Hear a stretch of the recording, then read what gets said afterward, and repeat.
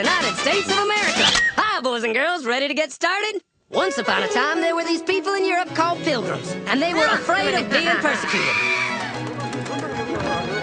So they all got in a boat and sailed to the New World where they wouldn't have to be scared ever again. Oh, I'm so relaxed. I feel so much safer. But as soon as they arrived, they were greeted by savages, and they got scared all over again. Indians! So they killed them all. Now, you'd think wiping out a race of people would calm them down, but no. Instead, they started getting frightened of each other. Witch! So they burned witches. In 1775, they started killing the British so they could be free. And it worked, but they still didn't feel safe. So they passed a Second Amendment which said every white man could keep his gun. I loves my gun.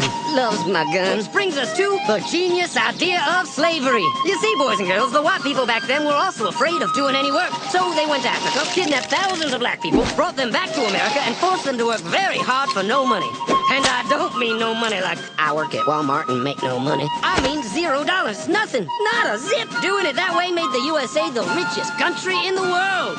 So did having all that money and free help calm the white people down? No way. They got even more afraid. That's because after 200 years of slavery, the black people now outnumbered the white people in many parts of the South. Well, you can pretty much guess what came next. The slaves started rebelling. There were uprisings, and old master's heads got chopped off. And when white people heard of this, they were freaking out and going, I want to live. Don't kill me, big black man.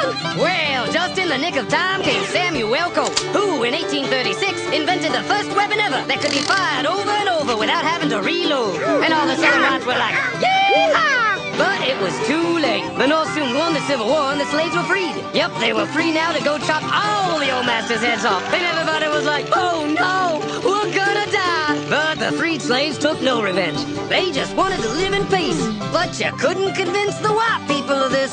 So they formed the Ku Klux Klan. And in 1871, the same year the Klan became an illegal terrorist organization, another group was founded, the National Rifle Association. Soon politicians passed one of the first gun laws, making it illegal for any black person to own one.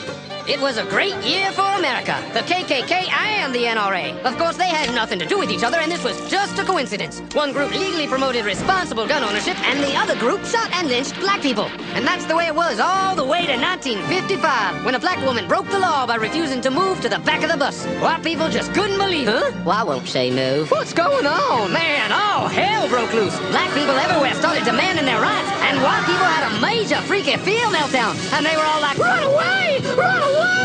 And they did. They all ran fleeing to the suburbs where it was all white and safe and clean. And they went out and bought 250 million guns and put locks on the doors, alarms in the houses, and gates around the neighborhoods. And finally, they were all safe and secure and snug as a bug.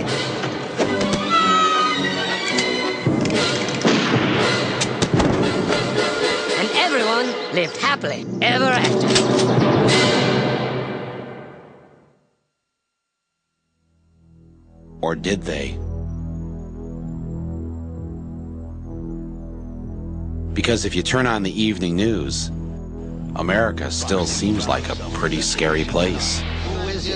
Is he dangerous? What's he up to? What are you trying to pull, man? Why are people scared?